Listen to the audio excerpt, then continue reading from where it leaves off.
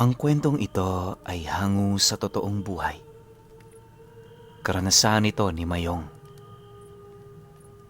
Taong 1989, Tugigaraw, Cagayan.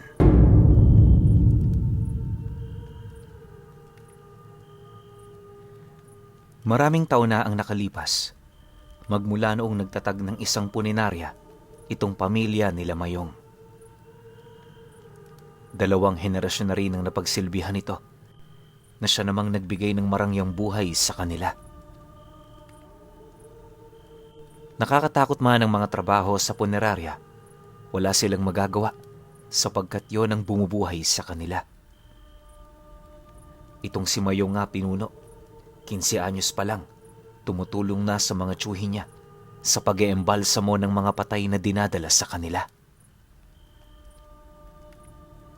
Sa mga panahong yon, naging maayos naman ang lahat. Minsan may mga dinadalang bangkay sa kanila, pero kadalasan naman wala. Tipong bakante talaga yung negosyo nila.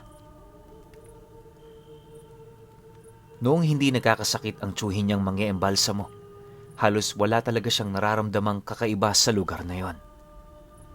Nabago lang ito nung nagkasakit yung tiyuhin niya at napalitan ito ni Manoy Cardo.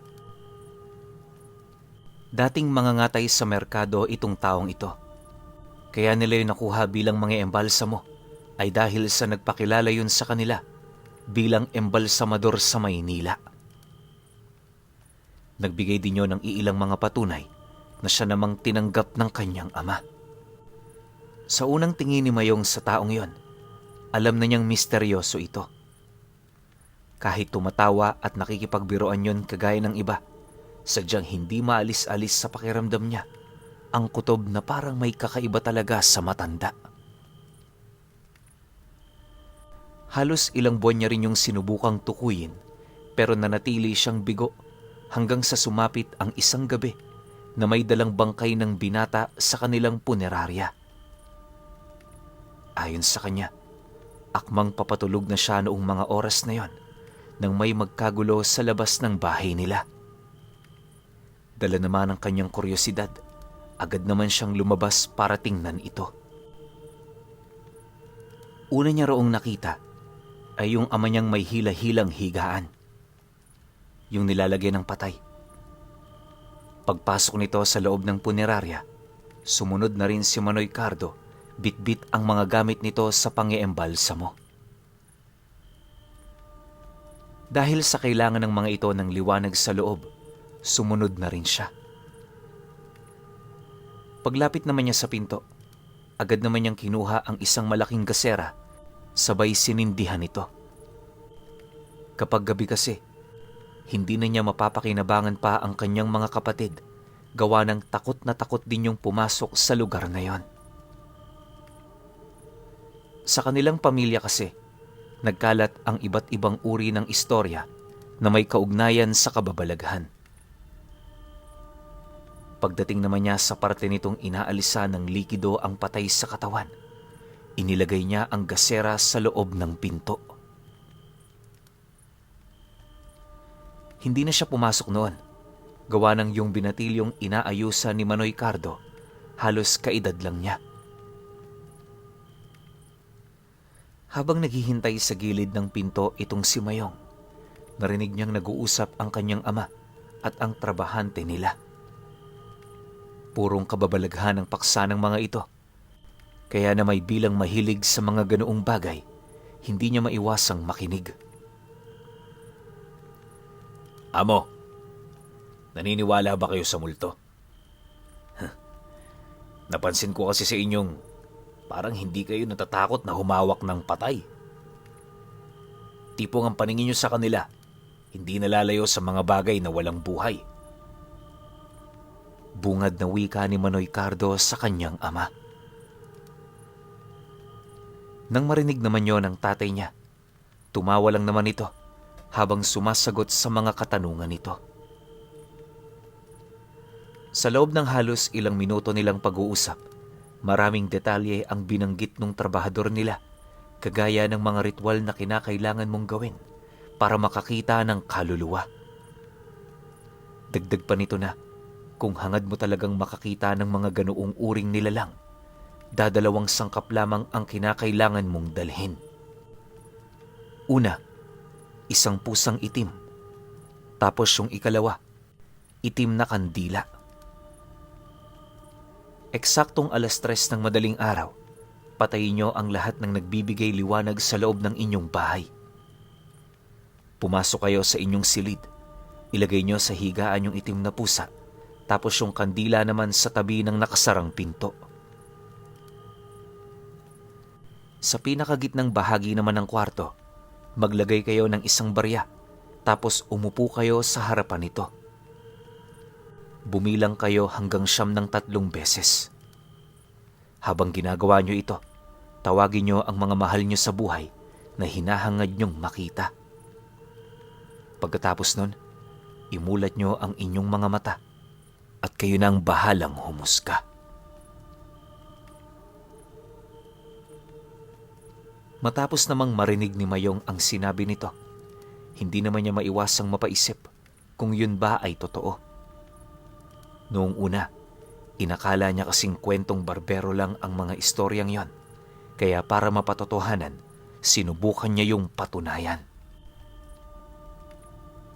Pagkaraan pa ng ilang minutong pakikinig, lumabas na rin ang tatay niya, bitbit ang mga gamit nito. Pagsilay naman ito sa kanya, napangiti lang naman yon habang nagwiwika ng, "O Mayong, kanina ka pa ba dyan? Akala namin kanina, umalis ka na pagkalagay mo ng gasera." Hindi tay. Hinihintay ko ho kasi kayo eh. Nga pala tay, si Manoy Cardo ba tapos na? Nang marinig naman yon ng tatay niya, inabisuhan naman siya nitong wag nang isipin yung tauhan nila. Marami pa kasi yung gagawin, kaya sa estima nito, aabutin nyo ng madaling araw sa trabaho. Pagkalahad naman ng tatay niya ukol sa bagay na yan, wala na nga siyang nagawa kundi ang sumunod pabalik sa kanilang tahanan. Pagdating naman niya sa kanyang silid, agad naman siyang nahiga habang pinag-iisipan yung mga kwentong narinig niya. Sa isip-isip noon ni Mayong, madali niyang magagawa ang bagay na yon, lalo pat lahat ng sangkap nito nakikita niya sa kanilang kusina.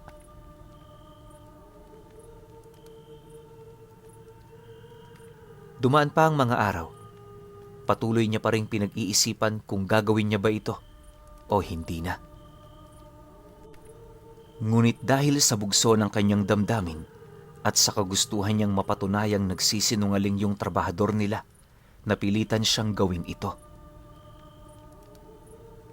Upang mas maging epektibo, Huwebes ng madaling araw niya yun ginawa.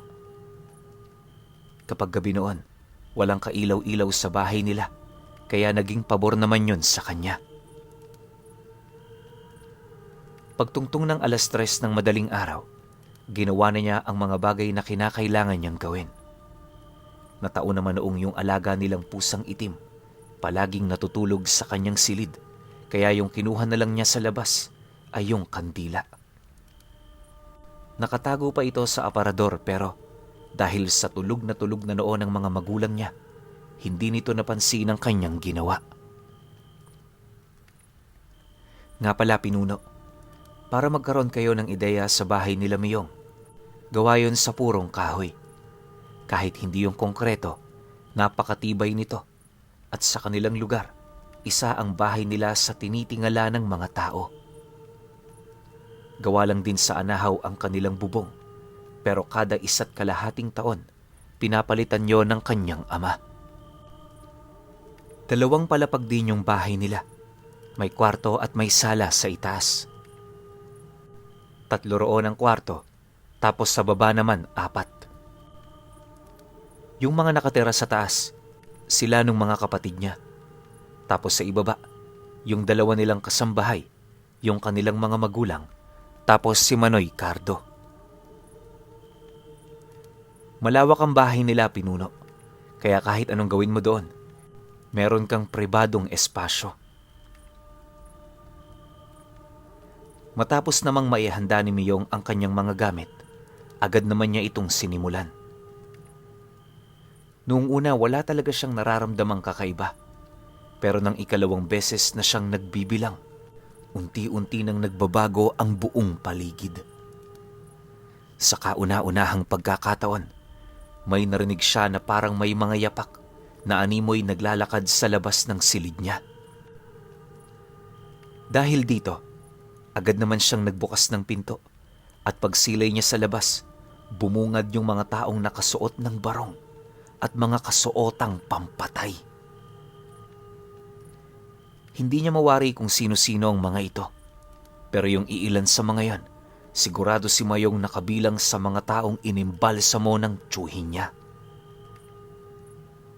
Kaya niya ito nasabi ay dahil sa harap-harapan niya rin yung nakita noong mga panahong yun. Sa pagpapatuloy ng ganoong pangyayari, napakaripas ng takbo itong si Mayong papalabas ng bahay nila. Para siya noong baliw na sumisigaw na animoy may nangyayari sa kanilang hindi maganda. Nang marinig naman ng kanyang ama ang eskandalong kanyang ginagawa, dali-dali naman yung lumabas ng bahay nila habang sinisigawan siya. Dahil dito, unti-unti namang nawala ang kanyang kaba hanggang sa yung mga kaluluwang nakita niya, nawala na. Sa pagbalik ng katahimikan sa buong paligid, agad naman siyang lumapit sa kanyang ama. Noong una, pinili niya pang magsawalang imik, pero kalaunay napilitan na rin siyang ilahad ang mga bagay-bagay na kanyang nasilayan. Sa kanilang pag-uusap, maging ang kanyang ama, hindi makapaniwala sa mga bagay na sinabi niya. Gayunpaman sa kabila nito, pinili pa rin itong maniwala. Pagpatak ng sumunod na araw, pumunta sila sa albularyo para maipakonsulta siya. Nataon kasi noong napakabigat ng pakiramdam niya, kaya medyo nag-aalala na rin ang pamilya niya.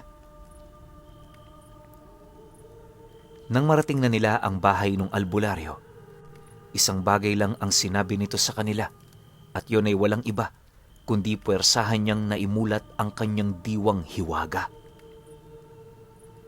Marami rin itong nakitang bakas ng kaluluwa na animoy tumapik sa katawan nito.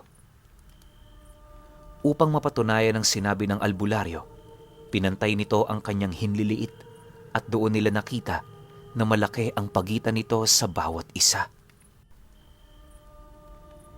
Yan ang palatandaan na may mga kaluluwangang gumagambala sa iyo, iho. Kahit papaano, maswerte ka pa rin. Sa dinami-dami nila, wala man lang nakasapi sa katawan mo. Wika ng albularyo sa kanya, matapos siya nitong tawasin. Pagkalahad naman ito ng mga katagang yon, agad naman siya nitong tinakpa ng tela sa ulo, sabay sindi ng kandila. Simple lang ang ritual na ginawa noon ng matanda, pero ayon sa kanya, maya't maya ang pag-ihip nito ng usal sa katawan niya. Pinatakan din siya nito ng kandila sa kamay, na ayon sa matanda, isang mabisang paraan para maalis ang bakas ng mga kaluluwa. Matapos ang gamutan, binigyan siya nito ng rosaryo. Pinahiran din siya nito ng langis sa ulo habang inilalahad sa kanya na 3 araw siyang hindi maliligo. Siyempre, wala namang nagawa noon si Mayong kundi sumunod. Ang tanging hangad lang naman niya kasi ay mapabuti ang kanyang kalagayan. Pagkatapos naman yung gawin ng matanda, tinanong niya ito kung kaya ba nitong isara ang kanyang 3 mata. Ayaw kasing umuwi ni Mayong na merong ganoong bagay sa katawan niya, sa takot na baka muli na naman siyang makakita ng mga kaluluwa. Nang marinig naman yon ng albularyo, seryoso naman yung tumitig sa kanya habang inilalahad ang mga bagay na dapat niyang malaman.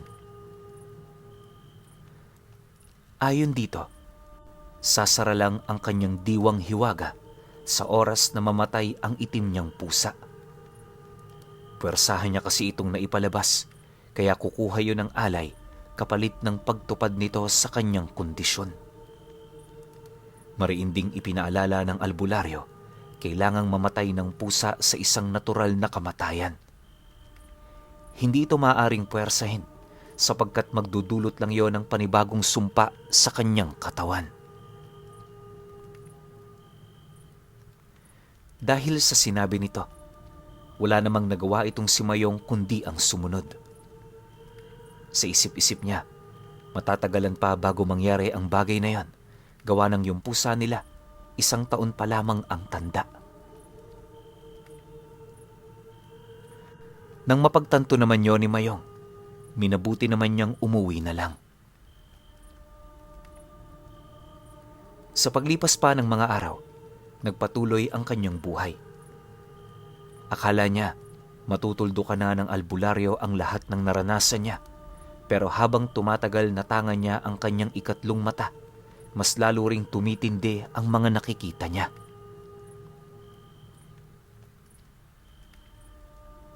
Isang gabi, habang nagbabantay siya ng punerarya, may dumating na ambulansya sa kayang 2 bangkay. Ibinabayon sa harapan ng bahay nila kasama ang isa nitong mahal sa buhay. Pagkakuha naman ni Manoy Cardo ng mga bangkay nito, kinausap siya ng kasama nitong lalaki ukol sa mga habilin nito. Hindi kasi yun maghihintay na matapos ang embalsamo sa kadahilanang kinakailangan pa niyang maipaalam ang mga nangyari sa mga mahal niya sa buhay. Dahil dito, sumang-ayon lang naman itong si Mayong at naghintay. Upang makilala niya rin ang mga labing iniwan nito, binuksan niya ang mga supot na pinaglagyan nito kung saan nakita niya ang 2 labi ng babae at lalaki. Biktima yon ng aksidente, kaya halos yung naging palatandaan niya lang doon ay yung mga buhok nito at yung hugis ng kanilang mga katawan. Matapos naman itong makita ni Mayong, muli siyang bumalik sa labas ng punerarya para maghintay sa mga mahal nito sa buhay. Hindi kasi siya maaaring magtagal sa loob, gawa ng itong si Manoy Cardo ayaw na may tumitingin sa kanya kapag may iniimbalsamo siya. Paalala pa nito sa kanya na mas mainam na maghintay siya sa labas nang sa gayoy madali siyang makikita ng mga kamag-anak nito. Bukod kasi sa magbabandang 8:00 na noon ng gabi, medyo madilim din ang daan sa parte ng kalsada kung saan sila nakaharap. Makalipas pa ang ilang oras, mag-aalas 11 na pero wala pa ring dumarating. Si Mayong noon, nakakaidlip na sa kanyang inuupuan, dala ng matinding pagod at antok. Pagpatak naman ng 11:00 ng gabi, may tumigil na isang sasakyan sa labas ng punerarya. Malayo pa man ang mga ito, napansin na niyang mag-asawa ang 2 yon, gawa ng magkahawak yon ng kamay. Dala na rin ng dilim ng paligid, hinayaan niya muna yung makalapit, gawa ng kapag malayo, hindi niya talaga maaninag ang mismong mukha nito. Maya-maya pa, pagharap sa kanya ng 2, agad naman siyang binalot ng matinding takot nang tumambad sa kanya ang muka nung 2 labing kakadala lang sa kanila. Kahit yung suot nito, kaparehong-kapareho din ng mga bangkay, kaya hindi niya talaga maiwasang masindak sa kanyang mga nakita.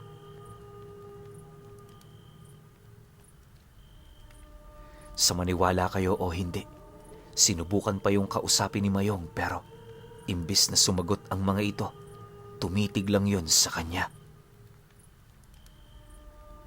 Habang nasa ganoon siyang estado, pansin naman niyang hindi umiimik ang mga taong yon. Yung tipong nakatitig lang talaga ang mga ito. Ilang segundo pa ang lumipas, Unti-unti na ring nagbago ang wangis ng mga ito hanggang sa nasipat na niya ang kasama nitong lalaki na humugot ng patalim sa bewang nito. Pag-unday naman ito sa kanya ng saksak, laking gulat na lamang niya nung bigla itong maglaho.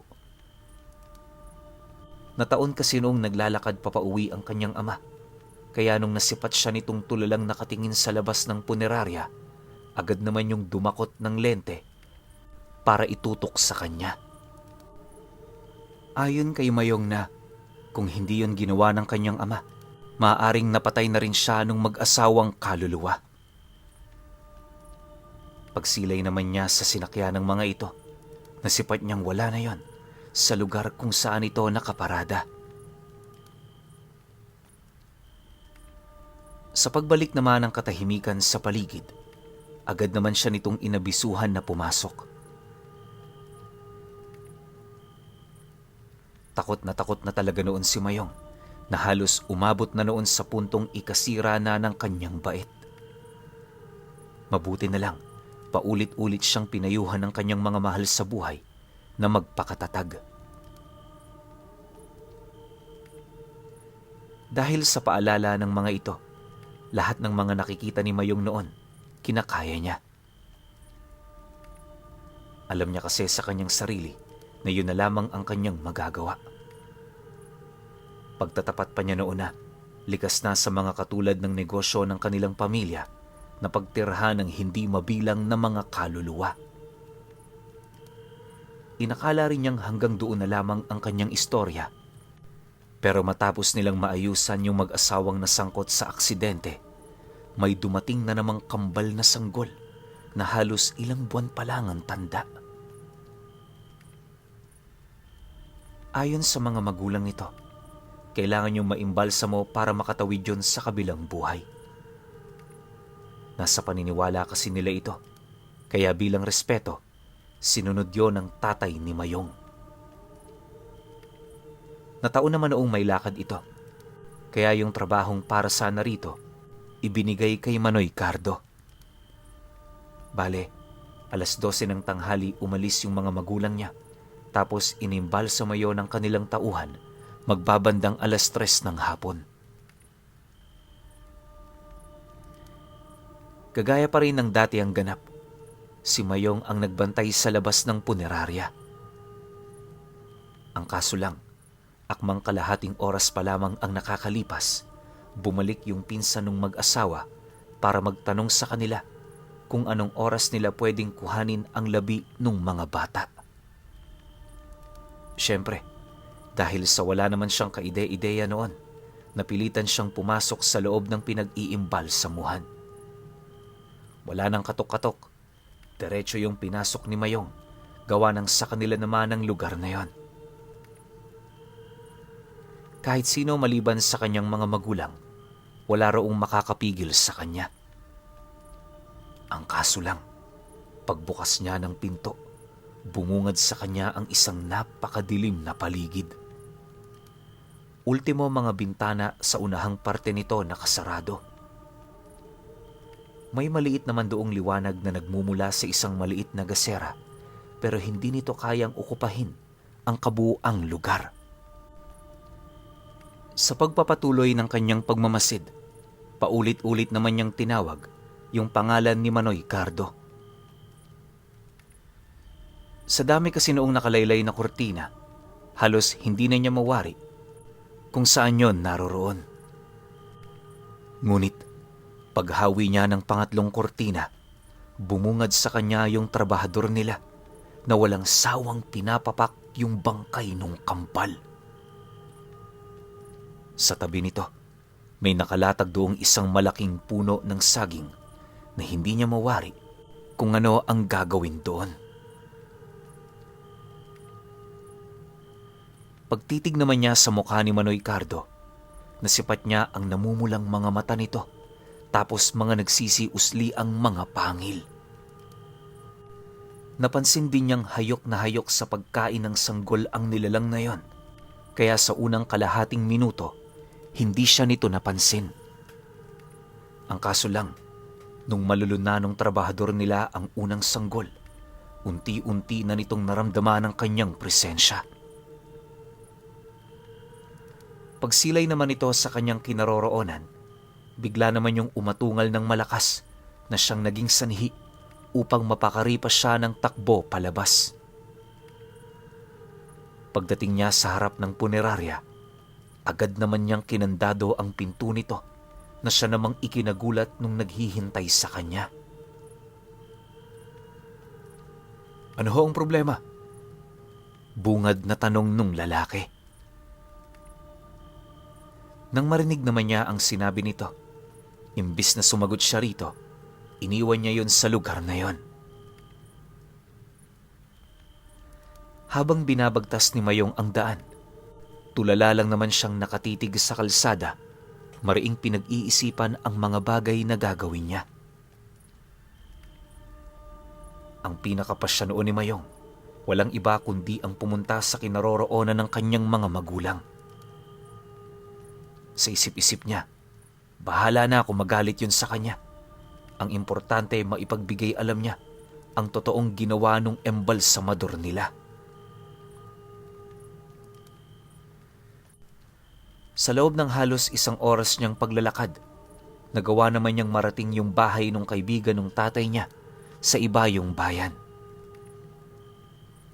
Di pa man siya noon nakakalapit, nasipat naman niya ang kanyang ama na masayang nakikipag-usap sa mga ito.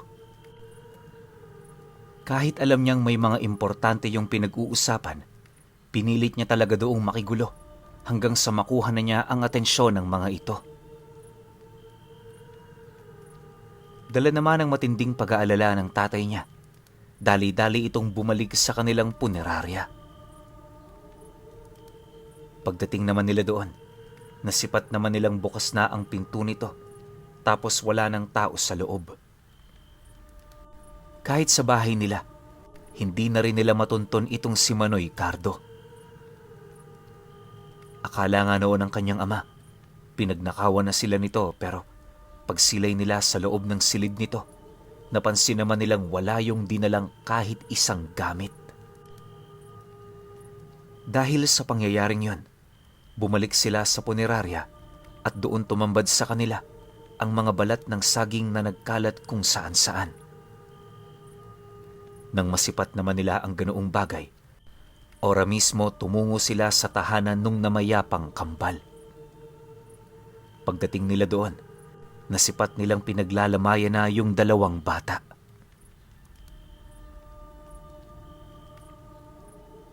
Ani nung mga magulang nito, naibigay naman yon ni Manoy Cardo bago yon umalis. Hindi na rin nila yon nakausap pa sa kadahilan ng habang kaharap nila ito, parang nagmamadali yung umalis. Mariinding inilahad nung ama nung 2 bata na naibigay nila sa taong yun ang bayad nila sa punerarya. Matapos naman itong mapag-alaman ng kanyang ama, napamura lang naman yon habang mariing pinag-iisipan kung saan pumunta yung embalsamador nila. Ilang araw din nila yung hinanap sa mga katabing baryo pero hindi na nila yon nasilayan pa. Pakiramdam nga ng tatay niya, naglaho na lamang ito na parang bula. Malaking kawalan man yon para sa kanila. Minarapat na lamang nila yung ibigay sa tumakas nilang embalsamador. Huli na rin noon nalaman ng tatay niya na isa palang balbal itong si Manoy Cardo. Kaya ito nasabi ng kanyang ama ay dahil sa inilahad yon ng albularyo. Ayaw naman itong manghimasok sa kanila at manira, kaya naghintay yon ng pagkakataon na gagawa ng karumal-dumal na bagay ang nilalang na yon.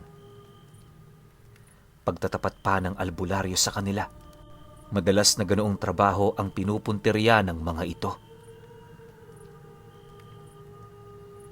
Hindi naman yun nananakit sa kanilang mga pinapasukan. Pero sa oras na wala na itong makuha doong pagkain, magsisimula na yung gumawa ng paraan para sila'y magkasakit at mamatay. Dagdag pa nito na mapanganib ang mga balbal sa kadahilan ng malawak ang saklaw nitong kaalaman pagdating sa mga lason. Kaya rin itong ipagtanggol ang kanyang sarili sa oras na nasusukol na siya ng mga kalaban niya. Ang ipinagpapasalamat na lang dinoon ng albularyo ay yung puntong tumakbo papalayo si Mayong imbis na labanan ito. Sa oras kasi na pinili niya yung kaharapin, makikipaglaban yun sa kanya hanggang kamatayan. Mariin din itong inilahad na wala na silang dapat na ipag-alala sa kadahilanang hindi na yon babalik pa. Dumaan pa ang mga taon. Namatay yung pusa nilang itim. Akala ni Mayong doon na magtatapos ang lahat, pero kahit patay na yung pusa, marami pa rin siyang nasisilayang mga kaluluwa. Sa puntong yon, napatunayan niya sa kanyang sarili na habang buhay na niyang dadalhin ang sumpa ng ikatlong mata. Sa iba ay tinuturing yung biyaya, pero kay Mayong, hindi yon maituturing na isang biyaya. Sa pagtagal pa ng panahon, tinanggap na niya sa kanyang sarili ang lahat ng nangyari sa kanya. Alam niya rin, at malamang alam niyo na rin, na kaya nabuksan ang kanyang diwang hiwaga ay dahil sa narinig niya kung papaano gagawin ang ritual na yon na nagmula kay Manoy Cardo, ang bagong embalsamador.